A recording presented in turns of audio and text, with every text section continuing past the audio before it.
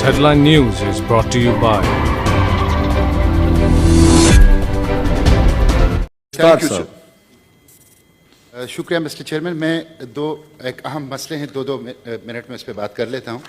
एक तो कल पेशावर के अंदर एक बहुत बड़े आलिम दीन शेखुल कुरान वल हदीस हज़रत मौलाना अब्दुल हमीद रहमती अपने भाई मौलाना मोहम्मद रहमती के साथ शहीद कर दिए गए।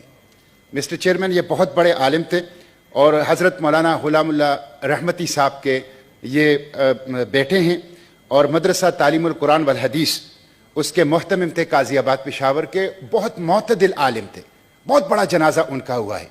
मिस्टर चेयरमैन, इससे कुछ अर्सा पहले बाजवड़ के अंदर इसी तरह एक आलिम दीन को कत्ल कर दिया गया और ये दिन दिहाड़े कत्ल किए गए हैं, पेशावर शहर के अंदर कत्ल कर दिए गए हैं। तो इसके ऊपर पूरे सूबे के अंदर एक सोग है। हमारे उलमा, मोतदल उलमा, कुरान सुन्नत के जो खादिम हैं वो दिन दिहाड़े कत्ल हो रहे हैं और कातिल दंदनाते फिर रहे हैं, दहशतगर्द दंदनाते फिर रहे हैं।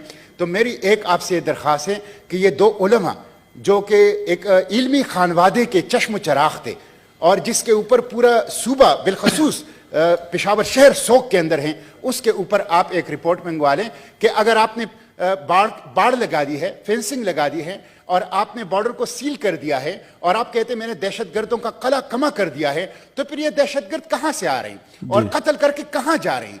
तो अब्दुल हमीद रहमती शेखुल कुरान की और उनके भाई जो के कातिलों को उनके हवाले से आप एक रिपोर्ट मंगवा लें। दूसरा IG KP से रिपोर्ट